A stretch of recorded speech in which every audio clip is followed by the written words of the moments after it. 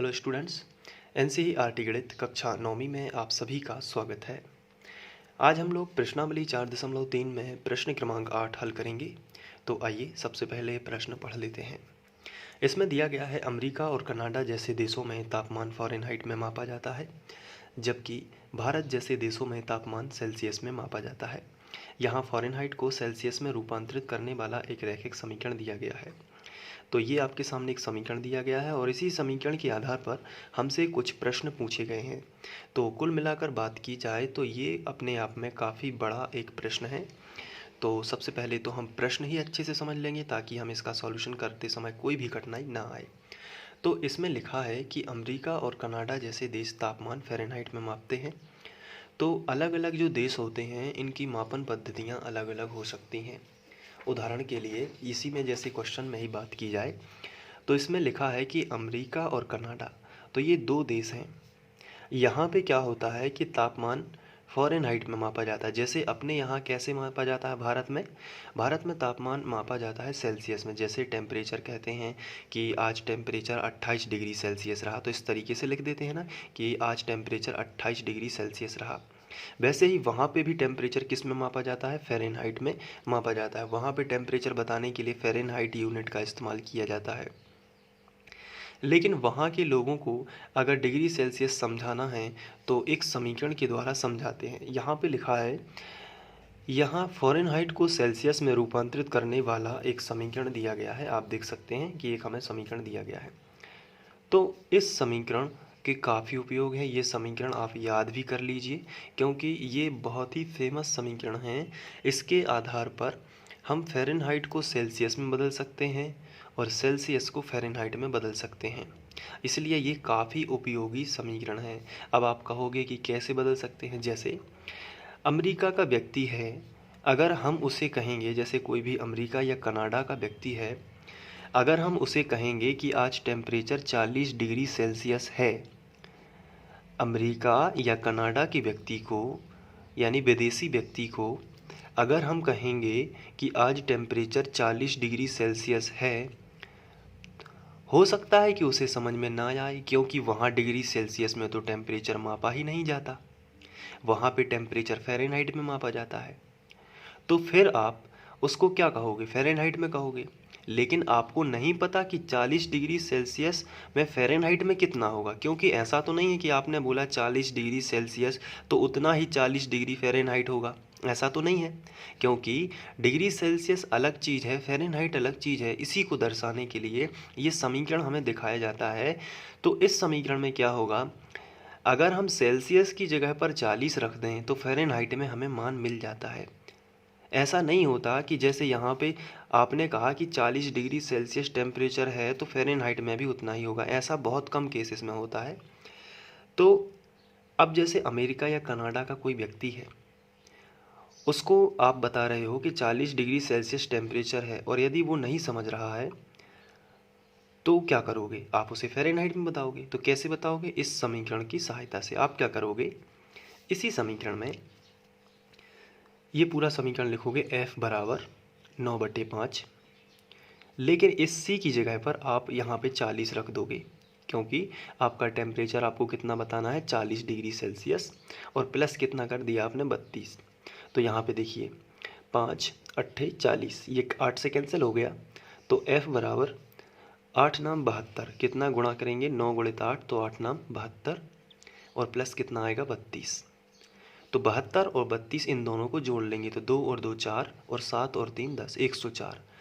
तो अब आप क्या कह सकते हो, अमेरिका या कनाडा के व्यक्ति को यानी कि यूएसए और कनाडा के व्यक्ति को कि आज टेम्परेचर 104 डिग्री फ़ारेनहाइट है, तो वो समझ जाएगा क्योंकि आपने उसकी भाषा में बताया। तो यहाँ पे एक बात और समझ में आती है कि 40 डिग्री जो टेम्परेचर है वो फ़ारेनहाइट में 104 होता है। इसी तरीके से आप 30 डिग्री टेम्परेचर को फ़ारेनहाइट में बदल सकते हो, 10 डिग्री सेल्सियस को भी फ़ारेनहाइट में बदल सकते हो। कितना भी डिग्री सेल्सियस हो आप उसे किस में बदल सकते हो, फ़ारेनहाइट में। लेकिन किसकी सहायता से, इस फॉर्मूले की सहायता से। तो आप समझ में आपको आ गया होगा कि ये फॉर्मूला कितना इम्पोर्टेंट है।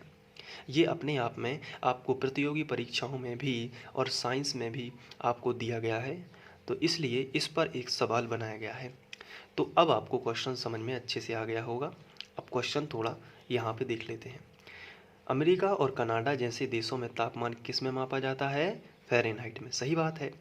जबकि भारत जैसे देशों में तापमान किस में मापा जाता है? सेल्सियस में। अब आपको बात समझ में आ रही होगी कि क्या बात हो रही है।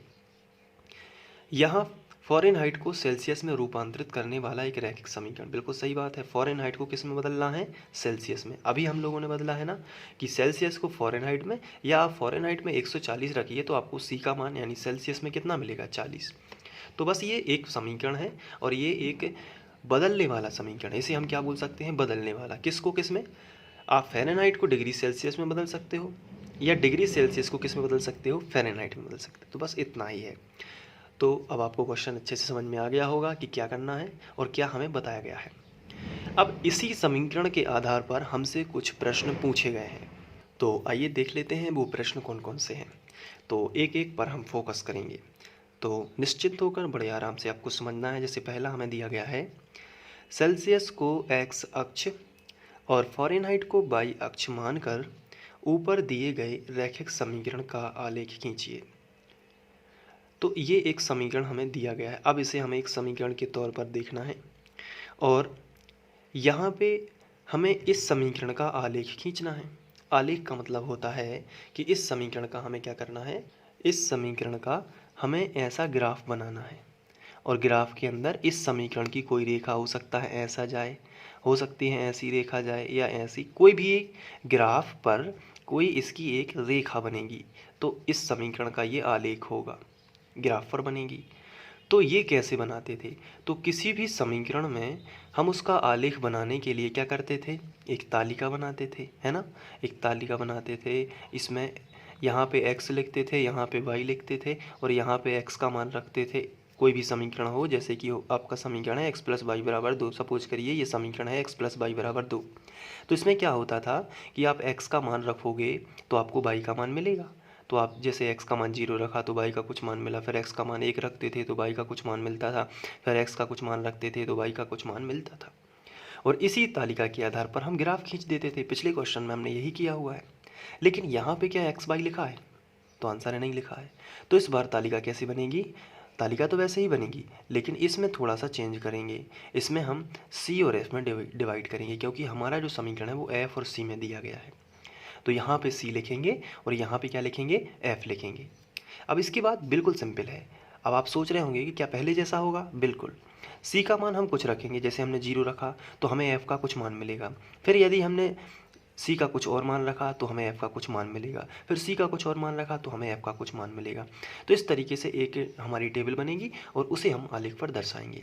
तो आइए स्टार्ट करते हैं और बहुत अच्छे से आपको समझना है, तो इसको ध्यान से देखना है। सबसे पहले हल शुरू करेंगे और इस समीकरण को लिखेंगे और हेडिंग क्या देंगे? दिया गया समीकरण। तो दिया गया समीकरण हमारा है f बराबर 9/5 ब्रैकेट c प्लस 32। ये हमें समीकरण दिया गया है। अब इसी समीकरण में हमें मान रखना है, तो थोड़ा दिमाग से मान रखना है। सबसे पहले यदि हम c का मान 0 रख दें तो 0 का गुणा किसी भी संख्या में होगा तो वो इतना हिस्सा तो 0 हो जाएगा ना। तो f का मान कितना मिलेगा? केवल 32।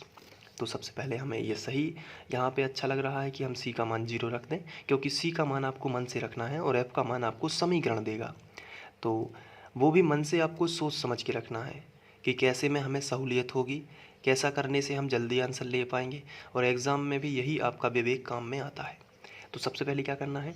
c का हम 0 मान रखेंगे। तो इसको हम समीकरण 1 बना देते हैं ताकि हम भाषा में लिख पाएँ। क्या लिखेंगे?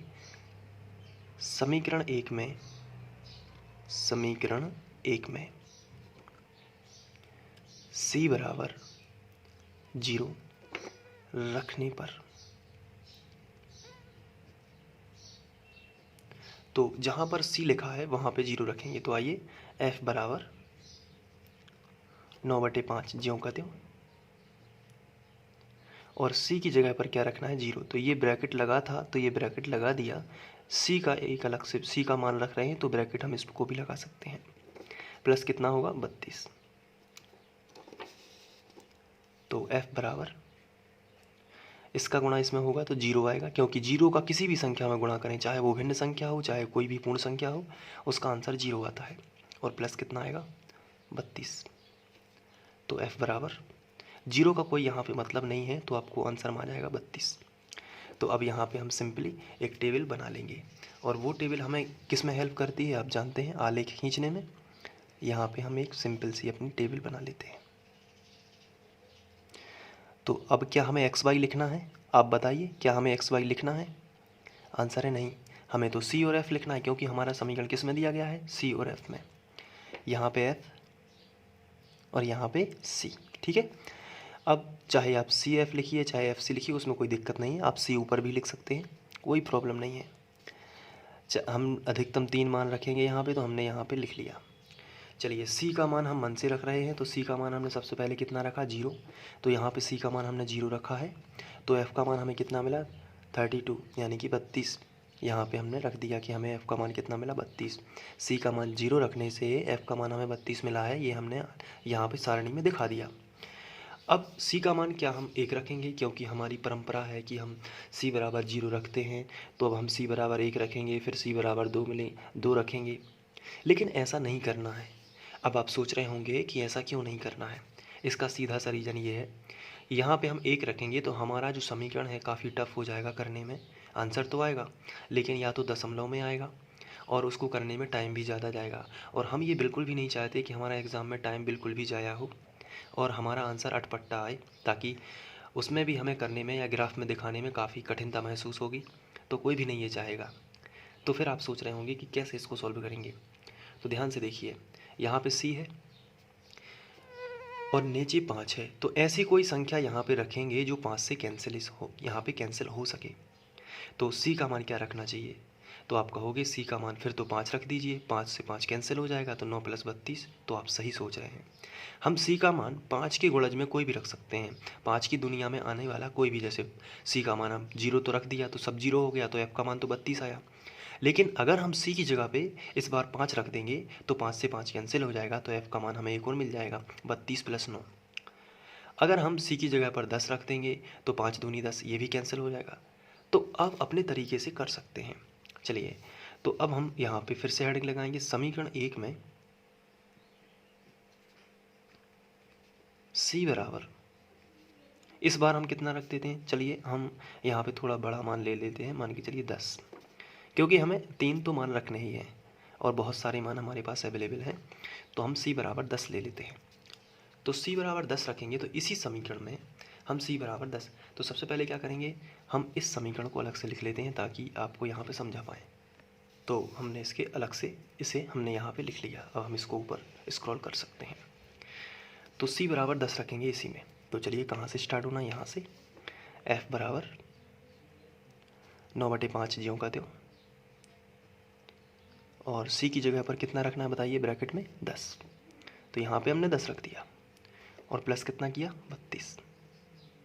तो 5 से सिंपली कैंसिल कर दीजिए, क्योंकि ऊपर नीचे की संख्या कैंसिल हो जाती है। नहीं तो आप ये भी पूछ सकते हैं कि कैंसिल होगा कि नहीं, तो बहुत हो, क्योंकि ऊपर और नीचे की संख्या क्या हो जाती है, कैंसिल। 5 दूनी 10 है ना। तो एफ बराबर कितना आएगा, 9 दूनी 18।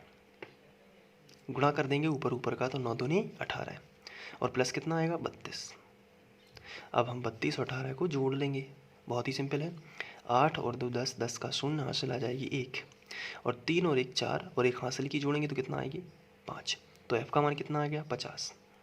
तो यहाँ पे हमें एक 32 मान मिला, एक 50। तो अब हम क्या करेंगे, अपनी सारणी में जाकर ऊपर सारणी हमने बनाई हुई है ना, वहाँ पे हम लिख लेंगे। तो अब आपको बताना है सी का मान कितना रखा था, क्या आपको याद है, 10। एफ का मान कितना मिला है बताइए, 50। अब एक मान और हम रख लेते हैं। तो अब सी का मान क्या रखेंगे बताइए। पहले तो हम लिख लेते हैं समीकरण 1 में, अब सी बराबर हमें क्या रखना चाहिए, ठीक है। तो यहाँ पे देखिए ये समीकरण है ना अपना, तो यहाँ पे सी की जगह पर अगर हम 20 रख दें तो 5 चौके 20, 4 बार कैंसिल हो जाएगा, है ना। तो आप सी का मान भी रख सकते हैं, या फिर माइनस में रख दीजिए। सी का माइनस में, जैसे -10 रख दिया, तो -10 रखने से क्या होगा, -18 हो जाएगा। तो चलिए हम -10 रख लेते हैं इस बार। तो सी बराबर -10 रखने पर कुछ भी मान रख सकते हैं, माइनस में प्लस में, ग्राफ में सब ठीक हो जाता है। तो यहाँ पे रख देते हैं, इसको थोड़ा सही हम कर लेते हैं पहले। ये देखिए, अब समीकरण एक में c बराबर -10 रखने पर यह है समीकरण। तो f बराबर 9/5 और कोष्टक c की जगह पर -10 और प्लस कितना 32। तो f बराबर 5 दूनी 10, 9 दूनी 18, माइनस का क्या आएगा 18, माइनस का आएगा क्योंकि ये माइनस है तो माइनस, यहाँ पे प्लस माना जाता है तो प्लस माइनस का क्या होता है माइनस। 9 दूनी 18 और प्लस कितना 32। अब यहाँ पे प्लस के 32 हैं और माइनस के 18 हैं, तो बड़ी संख्या में से छोटी संख्या घटाना है, यानी कि 32 में से 18 घटा देना है। तो बचेंगे 14, प्लस के बचेंगे क्योंकि प्लस की संख्या बड़ी थी, तो f का मान कितना आ गया 14। तो ये भी हम इन्फॉर्मेशन अपनी सारणी में भर लेते हैं। क्या है इन्फॉर्मेशन कि c का मान यदि हम -10 रखते हैं तो f का मान कितना आता है 14 आता है। यहाँ पे हमने भर लिया। अब इसी सारणी के हिसाब से हम ग्राफ भी खींच लेंगे। तो अब हम क्या करेंगे कि जो हमने यहाँ पे सारणी बनाई हुई है इसको हम यहाँ पे रफ में लिख लेते हैं ताकि हम इसे ग्राफ तक ले जा सकें और वहीं के वहीं आपको समझा सकें। तो ये हमने यहाँ पे बना ली। अब इसको लेके जाएंगे हम अगले पन्ने में और आपको ग्राफ में दिखाएंगे। तो यहाँ पे सबसे पहले मैंने ग्राफ खींच लिया है। अब यहाँ पे हम x अक्ष लिखते हैं और इस तरफ x का ऋणात्मक अक्ष। अब ऊपर की बात करते हैं, यहाँ पे लिखेंगे y अक्ष और नीचे लिखेंगे y का ऋणात्मक अक्ष। तो ये थोड़ा ग्राफ ज़्यादा बड़ा बनाना पड़ा है, उसका रीज़न मैं आपको बताता हूँ। यहाँ पे क्या है, जो हम लोगों ने यहाँ पे जो सारणी प्राप्त की हुई है या टेबल प्राप्त की है, इसमें f का मान अधिकतम 50 तक है, c का मान तो ठीक है 10 तक है और इस तरफ -10 तक है, लेकिन ये 50 तक है। तो अब हमें क्या होना यहाँ पे करना पड़ेगा, अगर हम इस तरीके से गिनती करेंगे 1 2 3 4 तो 50 तक लिखने में काफ़ी बड़ा कागज़ लगेगा और ग्राफ भी काफ़ी बड़ा आएगा, जो एक तरीके से कहा जाए तो असंगत होगा और एग्ज़ामिनर इससे बिल्कुल भी इम्प्रेस नहीं होगा, बल्कि बहुत ही तरीके से यहाँ पे आप बोला जाए एक तरीके से तो आपको क्रिटिसाइज करेगा। तो आपको क्या करना है फिर ऐसी स्थिति में, ग्राफ जो है वो आपको 10-10 के अंतर से बना लीजिए तो जल्दी ही आपका 50 आ जाएगा। देखिए कैसे, यहाँ पे जैसे आपने 10 लिखा तो यहाँ पे आप 20 लिखोगे, 30 लिखोगे, 40 लिखोगे, 50 लिखोगे तो यहाँ पे आ गया ना 50। तो 50 जल्दी आ जाएगा 10-10 के अंतर से, ठीक है। तो ये पहली बात हो जाएगी। लेकिन यहाँ पे थोड़ा सावधान रहने की ज़रूरत है, क्योंकि हमसे क्वेश्चन में कहा गया है कि x अक्ष जो है यहाँ पे c के निर्देशांकों को दर्शाना है। ये जो c के जितने भी अंक हैं ये कहाँ रहेंगे x अक्ष पर। मैं आपको क्वेश्चन दिखाता हूँ। ये देखिए, यहाँ पे ये समीकरण दिया गया है और इसके बाद क्या बोला गया है कि सेल्सियस को x अक्ष और फ़ारेनहाइट को y अक्ष मानकर, साफ साफ लिखा है कि सेल्सियस को कौन सा अक्ष मानना है x अक्ष और फ़ारेनहाइट को कौन सा मानना है y अक्ष। तो बस हमारा जो सेल्सियस है वो x अक्ष होगा। तो थोड़ी सी हम साइड में यहाँ पे जानकारी दे सकते हैं कॉर्नर में इस तरीके से। तो डिग्री सेल्सियस आपका x अक्ष और डिग्री फ़ारेनहाइट y अक्ष होगा। तो अब हमारा ये ग्राफ आपके सामने है।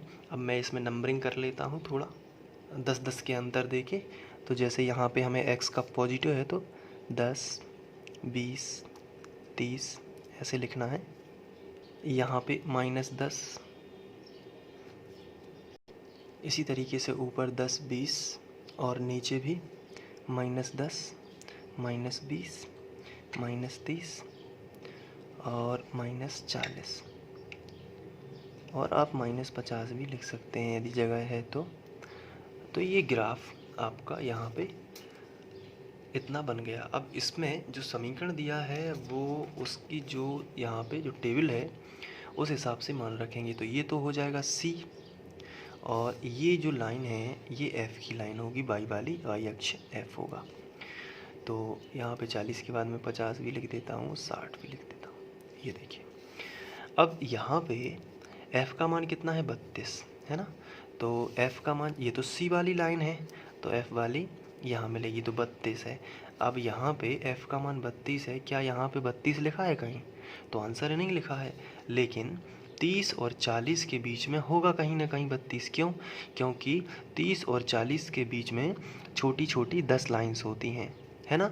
अब ये कैसे पता करेंगे कि 10 लाइन्स होती हैं? देखिए जैसे आपका स्केल है, 1 और 2 के बीच में छोटी छोटी 10 लाइन है ना। तो ये 1 है, लेकिन ये 1.1 है, ये 1.2 है। आप इसको समझ पा रहे होंगे यदि, ये देखिए, ये देखो यहाँ पे 1 और 2 है, तो 1 के बाद 1 और 2 के बीच में छोटी छोटी कितनी लाइन्स होती हैं? 10। तो 1 के बाद 1.1, 1.2, 1.3, 1.4 ऐसे होते हैं। तो 30 और 40 के बीच में भी छोटी छोटी कितनी लाइन्स होगी? 10 लाइन्स होंगी। कैसी होंगी? देखिए बीचों बीच सबसे पहले यहाँ पे देखिए 1, 2, 3, 4, 5, 6, 7, 8, 9 और ये 10 हो गई ना 10 लाइन्स। तो 32 कैसे मिलेगा? 30, 30 के बाद 31, 32, 33, 34, 35, 36, 37, 38, 39, 40 है ना। तो 30 के बाद ये 30 है, 31, 32 ये पॉइंट होगा 32, है ना, 32 वाला। लेकिन जो सारणी है उसमें ध्यान से देखते हैं, ये देखिए इसमें क्या है, F का तो 32 है, लेकिन C का क्या है? 0। तो सबका 0 यहाँ पे होता है। तो 0 और 32 में से हम मुख्य पॉइंट कहाँ पर रखें? क्या 0 पर रखें, क्या 32 पर रखें? तो आंसर है, हमें 0 पर कभी भी पॉइंट नहीं रखना होता है। केवल एक कंडीशन में, जब निर्देशांक 0, 0 होते हैं तो फिर हम यहाँ पे पॉइंट रखते हैं। लेकिन एक 0 हो, दूसरी संख्या हो, तो संख्या पर पॉइंट रखते हैं। तो 30 के बाद क्या होता है? 31 और 32। तो पॉइंट कहाँ पे सही रहेगा? यहाँ पे पॉइंट सही रहेगा।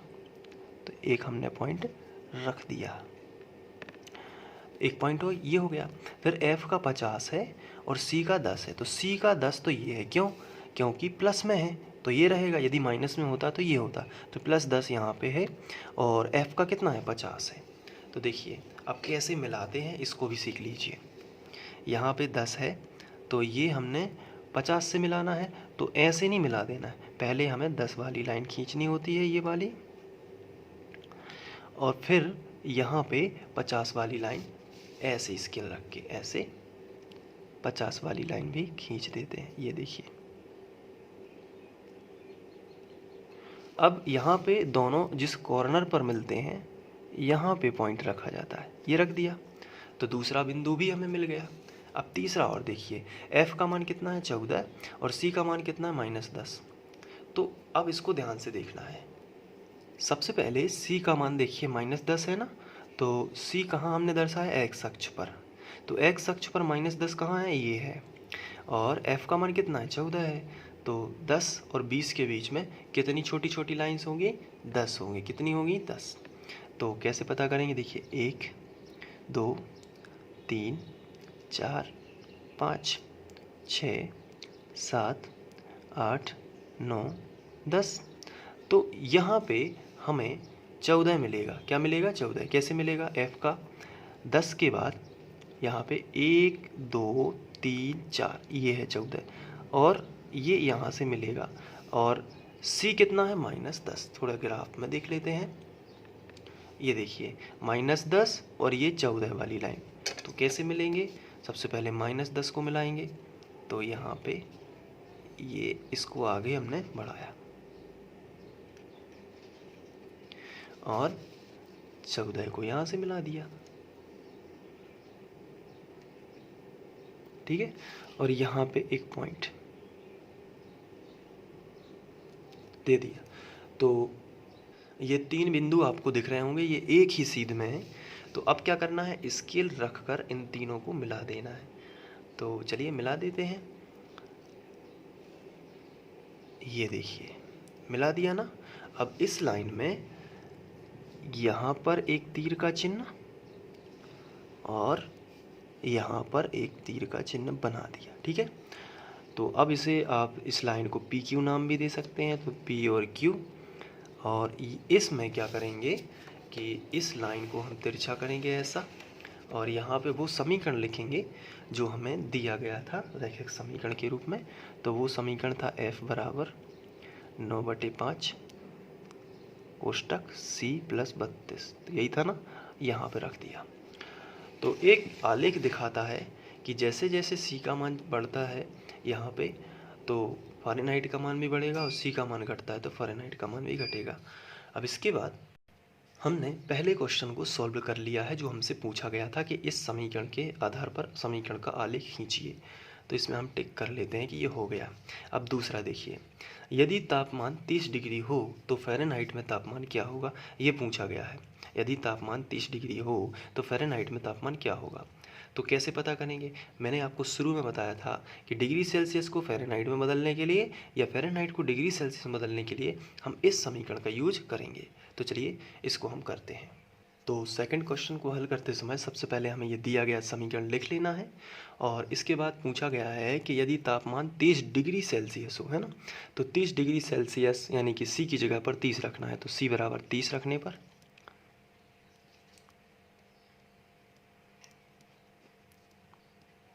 तो F बराबर 9/5, और सी की जगह पर रख दिया 30, है ना, और प्लस कितना 32, तो 5 छक्के 30। तो F बराबर 9 6 54, 9 का गुणा 6 में किया तो कितना आया 54, और प्लस कितना 32। अब 54 और 32 को जोड़ लेते हैं, 4 और 2 6, और 5 और 3 8, तो 86 डिग्री फ़ारेनहाइट। तो अगर टेम्परेचर अगर जैसे 30 डिग्री है तो फ़ारेनहाइट में कितना कहलाया 86 डिग्री फ़ारेनहाइट। ये हो गया, तो दूसरा भी हमारा सॉल्व हो जाएगा। तो अब इसके बाद तीसरा क्वेश्चन हमें दिया गया है, इसको टिक कर लिया। तीसरा दिया गया है, यदि तापमान 95 डिग्री फ़ारेनहाइट है तो सेल्सियस में तापमान क्या होगा। तो यहाँ पे जो तापमान है वो कितना है 95 डिग्री फ़ारेनहाइट। इस बार F की जगह पर 95 रखना है। तो तीसरा हल कर लेते हैं। तो यहाँ पे हमने तीसरे क्वेश्चन को दिया गया समीकरण के तौर पर लिख लिया। अब F का मान 95 रखना है, तो यहाँ पे हम लिखेंगे F बराबर 95 रखने पर। ये समीकरण काफ़ी काम का है, क्योंकि इसमें हम फ़ारेनहाइट डिग्री सेल्सियस को चुटकियों में निकाल सकते हैं। तो F बराबर 95 रखने पर, तो यहाँ पे F की जगह पर हमने 95 रख दिया, बराबर 9/5 इंटू सी। तो यहाँ पे हम इंटू सी लिख सकते हैं, या 9C कर सकते हैं सीधा। 9 का गुणा सी में कर दिया तो 9C, और प्लस कितना हो गया 32। अब यहाँ पे हम सबसे पहले क्या करेंगे कि यहाँ पे एलसीएम ले लेते हैं, या फिर दूसरा तरीका ये भी है कि इस प्लस 32 को इस तरफ ले आते हैं। तो सरल ये है कि प्लस 32 को उस तरफ ले जाते हैं, तो 95 माइनस 32 हो जाएगा, बराबर 9C/5। अब 95 में से 32 हम घटा लेंगे, तो 5 में से 2 गया तो 3, और 9 में से 3 चले जाएंगे तो कितना बचेगा 6। 6 3 9 होता है क्योंकि, तो 63 बराबर 9C/5। अब क्या करेंगे कि तिर्यक गुणा करेंगे। अब तिर्यक गुणा, क्योंकि हमें सी का मान निकालना है, तो इसके बटे कुछ भी नहीं है, तो क्या कर सकते हैं 1। तो 5 का गुणा इसमें होगा और 9 का गुणा इसमें होगा, क्योंकि सी हम एक ही तरफ रखेंगे। या फिर पहले इसका कर लेते हैं, एक एक स्टेप से समझिए, जल्दी समझ में आएगा। 63 का पहले 5 में करेंगे और 9C का गुणा 1 में करेंगे, तो क्या हो रहा है तिर्यक गुणा। तो यहाँ पे हमने लिखा तिर्यक गुणा। अब देखिए कैसे हुआ, 9C का गुणा 1 में करोगे तो 9C 1 कम 9C बराबर 63 का गुणा 5 में करोगे तो 63 गुणित 5 आएगा। अब आप सोच रहे होगे कि 63 गुणित 5 कर दिया, गुणा क्यों नहीं किया। इसका रीज़न ये है कि 9 7 63 होता है, कट रहे हैं ना, तो अपन को गुणा नहीं करना, जल्दी आंसर आएगा। तो अब ये 9 जो है सी के साथ में गुणा में है, गुणा वाली संख्या कहाँ आएगी बटे में, तो सी बराबर 63 गुणित 5, ये ज्यों का त्यों लिखा। यहाँ पे 9 नहीं लिखा है, क्योंकि 9 को अपन कहाँ गुणा वाली संख्या तो बटे में ले जाएंगे, यहाँ पे ले आए। 9 7 63, तो 7 पौने 35, तो 35 डिग्री सेल्सियस बन गया। तो सी का मान कितना आया 35 डिग्री सेल्सियस। तो यहाँ पे ये दूसरा भी हल हो जाएगा। अब इसके बाद हम क्वेश्चन में चलते हैं। तो ये तीसरा हमने हल कर लिया है। चौथा, यदि तापमान 0 डिग्री सेल्सियस है तो फ़ारेनहाइट में तापमान क्या होगा, और यदि तापमान 0 डिग्री फ़ारेनहाइट है तो सेल्सियस में। यानी एक बार सी का मान 0 रखना है तो एफ़ का मान चेक करिए, और एक बार एफ़ का मान 0 रखना है तो सी का मान चेक करेंगे। तो इसमें अब चूँकि इसमें एक से ज़्यादा मान रखना है, इसलिए समीकरण एक बना लेते हैं। अब एक बार सी बराबर 0 रखना है तो एफ़ का मान कितना आता है देख लेते हैं। समीकरण एक में सी बराबर 0 रखने पर,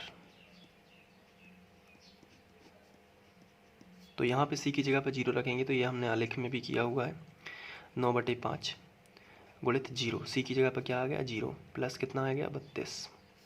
तो एफ बराबर 0 का गुणा किसी भी संख्या में होगा तो ये इतना हिस्सा पूरा 0 हो जाएगा और प्लस कितना आएगा 32। अब 0 का यहाँ पे कोई मतलब नहीं है, इसलिए एफ बराबर कितना आएगा 32। यानी कि अगर 0 डिग्री सेल्सियस यहाँ भारत में टेम्परेचर है तो अमेरिका में 32 डिग्री फ़ारेनहाइट होगा। यानी कि जब यहाँ पे 0 डिग्री सेल्सियस पर पानी बर्फ़ में बदलता है तो वहाँ पे 32 डिग्री सेल्सियस या 32 डिग्री फ़ारेनहाइट जो है उस पर बर्फ़ बन जाती है। तो ये आपका एक जनरल नॉलेज का क्वेश्चन हो गया। अब समीकरण 1 में ही अब f बराबर 0 रखते हैं, ठीक है। तो समीकरण 1 में f बराबर 0 रखने पर चलिए रखते हैं, यहाँ f की जगह पर 0 रखा, 0 बराबर 9/5 इंटू सी और प्लस 32।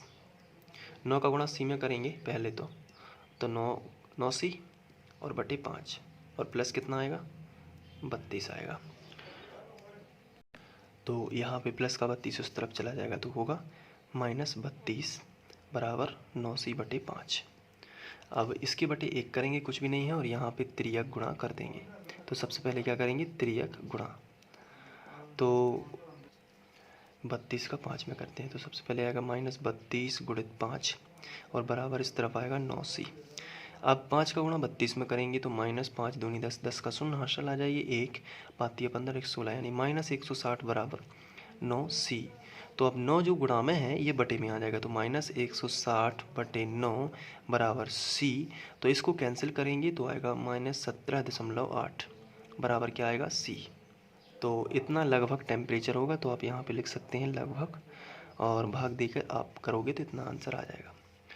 तो अब इसके बाद हम लोग क्वेश्चन देख लेते हैं। तो यहाँ पे हम लोग चौथा क्वेश्चन कर चुके हैं। अब पाँचवें क्वेश्चन की बात की जाए तो क्या ऐसा भी कोई तापमान है जो फ़ारेनहाइट और सेल्सियस दोनों के लिए संख्यात्मक रूप से समान हो। इसका मतलब ये है कि यहाँ पे ये पूछा गया है कि क्या ऐसा कोई टेम्परेचर है जो अमेरिका में भी उतना ही हो और इंडिया में भी उतना ही हो। तो देख लेते हैं। तो इसके लिए हमें समीकरण की हेल्प चाहिए, तो सबसे पहले हम पाँचवां भी सॉल्व कर लेते हैं। अब इस समीकरण में हमें f का मान और c का मान, क्योंकि क्वेश्चन में पूछा गया है कि क्या ऐसा कोई तापमान है जो दोनों के लिए समान हो, तो f में और c दोनों को हम मान लेते हैं, माना f का मान c के मान के बराबर है और इसे हम मान लेते हैं कि वो x है, x डिग्री है, ठीक है।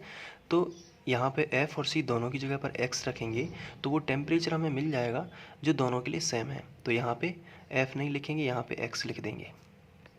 इसके बाद 9/5 और यहाँ पे c नहीं लिखेंगे, यहाँ पे भी गुणा में x लिख देंगे और प्लस 32 कर देंगे। अब इसके बाद x बराबर 9 का गुणा x में करोगे तो क्या आएगा 9x बटे कितना आएगा 5 और प्लस कितना आएगा 32। अब आपको क्या करना है, यहाँ पे एलसीएम ले लेना है। तो x बराबर 9x, क्योंकि इसका इस तरफ पक्षांतर करने से कोई फ़ायदा नहीं है क्योंकि यहाँ पे कोई संख्या नहीं है तो जुड़ेगी घटेगी तो है नहीं, तो इससे अच्छा यहाँ पे एलसीएम ले लेते हैं। तो 9x प्लस 5 दूनी 10, 10 का शून्य हासिल आ जाएगी, 1 5 दिया 15 और 1 16 है, 160 आया। अब बटे 5 रहेगा, ये भूलना नहीं है क्योंकि इसका गुणा इसमें करने के बाद भी इसके बटे रहेगा, इसे एलसीएम बोलते हैं। अब इसके बटे 1 करें, अब इसका त्रियक गुणा करेंगे तो 9x प्लस 160 का 1 में करोगे तो कितना आएगा 9x प्लस 160 बराबर 5 का x में करोगे तो क्या आएगा 5x। अब x एक तरफ कर लेते हैं और संख्या एक तरफ कर लेते हैं। तो 9x प्लस का 5x इस तरफ आएगा तो माइनस का 5x हो जाएगा बराबर 160 प्लस का इस तरफ आएगा तो माइनस का 160 हो जाएगा। तो 9x में से 5x चले जाएंगे तो 4x बचेंगे बराबर माइनस का 160 होगा। तो x बराबर -160 बटे कितना आएगा 4, 4 चौकी 16 और 0 ज्यों का त्यों। तो x बराबर कितना आएगा -40 और यही वो टेम्परेचर है जो दोनों के लिए समान है। तो लिखेंगे अतः -40 डिग्री सेल्सियस या -40, यहाँ पे थोड़ा इस तरीके से लिखना होगा, -40 डिग्री सेल्सियस बराबर -40 डिग्री फ़ारेनहाइट। बस ये हो गया। तो डिग्री सेल्सियस और फ़ारेनहाइट के लिए -40 संख्यात्मक मान समान है।